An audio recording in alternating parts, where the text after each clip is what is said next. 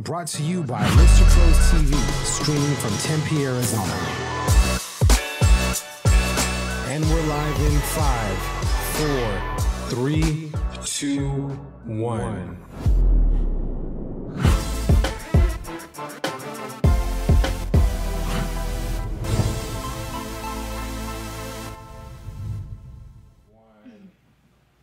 Hey guys, Jordan Nielsen here, host of Real Estate Pros on Mr. Pros TV, and today we're at Guild Mortgage in Tucson, Arizona with Sierra of Long Realty.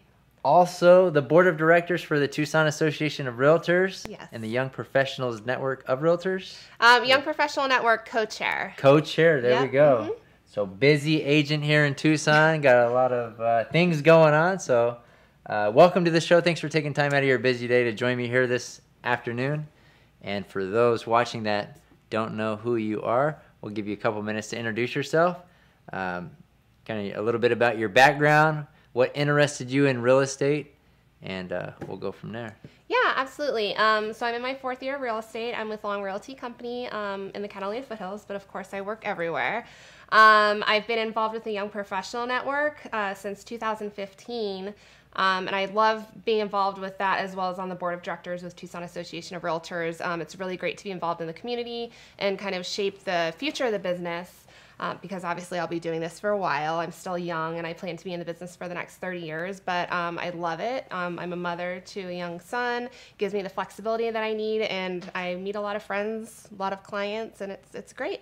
Awesome. And you're going to be featured in Real Producers. Yes, next month. Yep, we got to have the photos. We did it on the playground with my son. It was a lot of fun, and he's happy he gets to be in the magazine. Shout out to Delilah. Do you know Delilah? Yeah, From Delilah's Real Producers awesome. was on here earlier today, so awesome. So you have a son. How old is your son? I have 4 boys. So Oh, you did? Wow. we can relate a little bit. Yeah, I have one boy who's 5, Nice. and he's very wild. So I Yeah, can't imagine yeah. how you do with 4. That's I crazy. got a 5-year-old. They keep my wife busy. Yeah, And, I don't give stay me very a dull active. moment when I get home from work.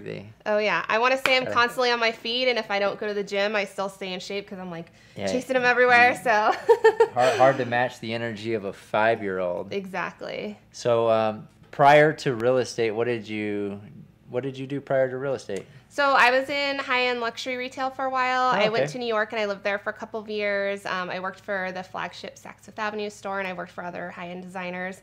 It was fun. I got to do the whole New York Fashion Week thing. But I knew that I wanted to be somewhere more stable where I could actually own my own house instead of, paying $1 million for a more rundown affordable. condo. Yeah. Yeah, exactly. And I wanted a family too. And I ended up coming back to Tucson, which is where I'm from. and Gotcha. So you grew Yeah. up here. I grew and up here, You born and moved raised. to New York New for York? 2 years. and then you just came back. And then I home. came back, yeah.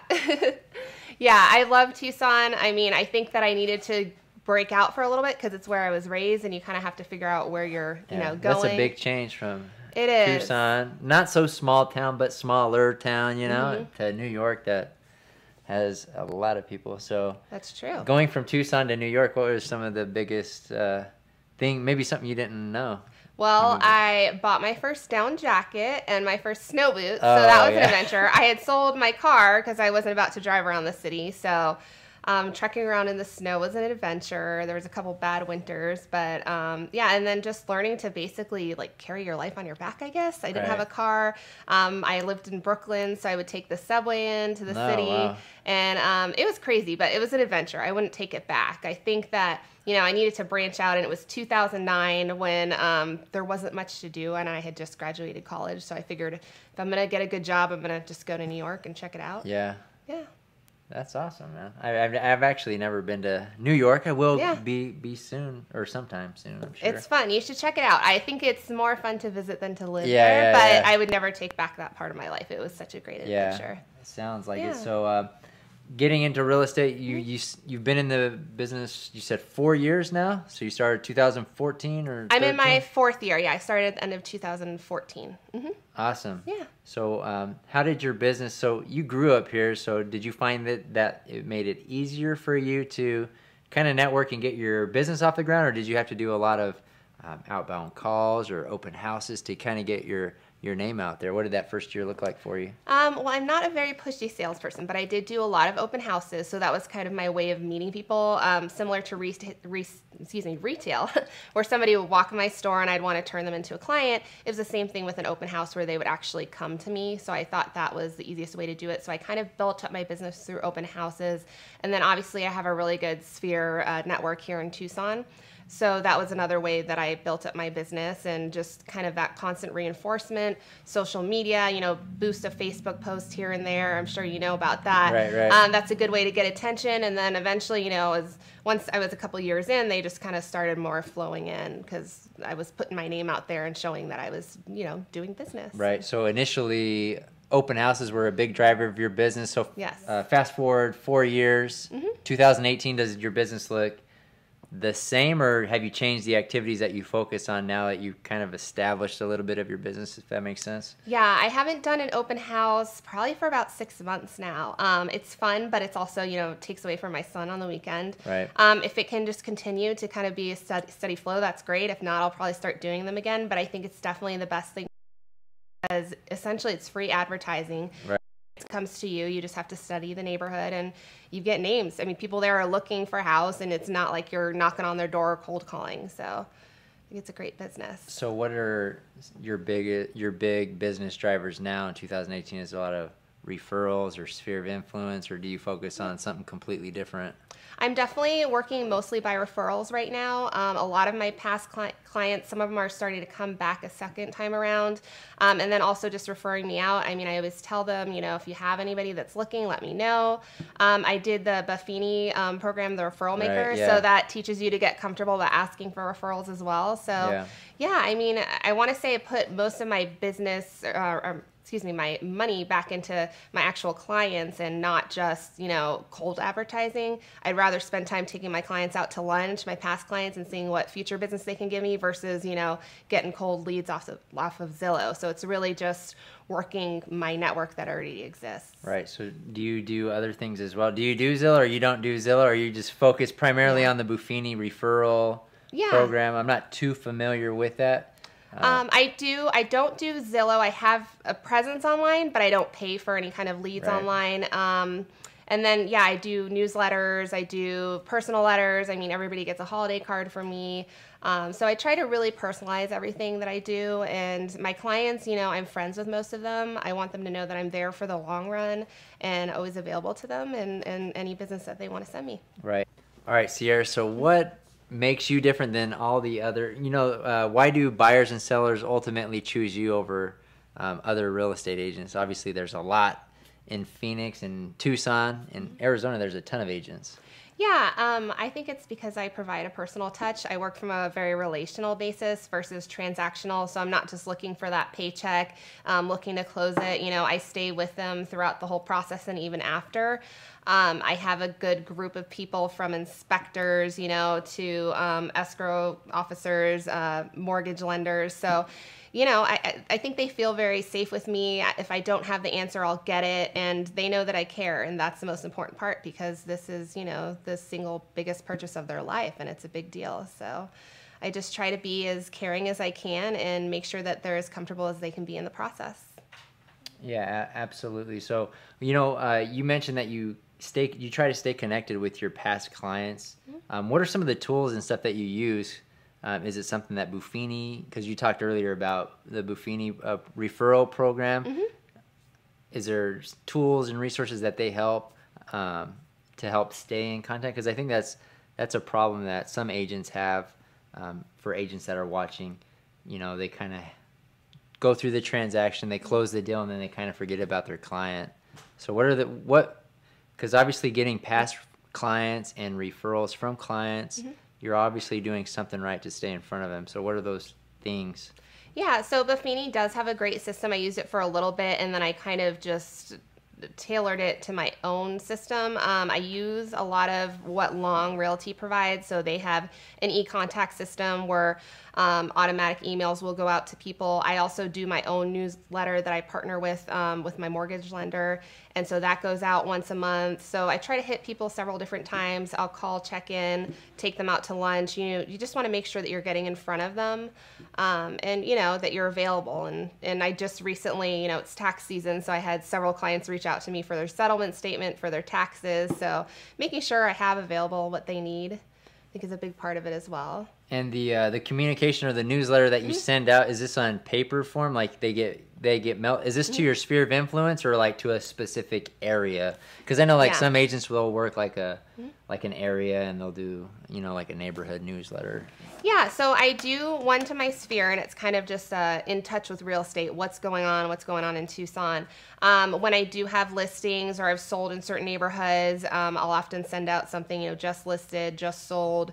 Also, when I have open houses, I'll also send it out or hand out to the neighbors. So that's more so for my listings and trying to see if I could drive more listings in those areas. For my actual sphere, though, I do the newsletter itself. Gotcha. And then obviously letters, calls, lunches. Yeah. So you're also the board of directors for the Tucson Association of Realtors. Yeah. As the board of directors, what does that role look like? Obviously, you stay pretty busy as a real estate agent, but that's just an additional thing that you're taking on. What do you do as the board of directors? And maybe something, talk to us a little bit about the Tucson Association of Realtors. Yeah, absolutely. So it's a volunteer position, but it's really important to me because, obviously real estate in Tucson is a huge part of Tucson development.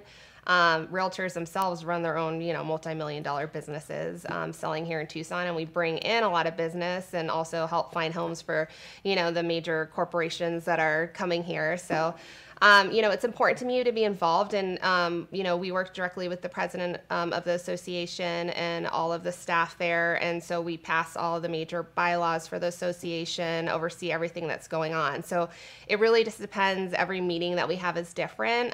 We normally meet once a month and just kind of cover whatever topics are coming up at that time. And also, we want to try to do as much as we can for our affiliates and our members to keep everybody involved in the association and make sure that it's, running smoothly and we have a great impact on Tucson. Absolutely. And then also the Young Professionals Network that you're co-director of, is that right? Co-chair, yeah. Co-chair. What is the Young Professionals Network? I guess talk to us a little bit about what that is and what do you do as the co-chair? Yeah, so there's the main board of directors for Tucson Association of Realtors, but there's also several committees.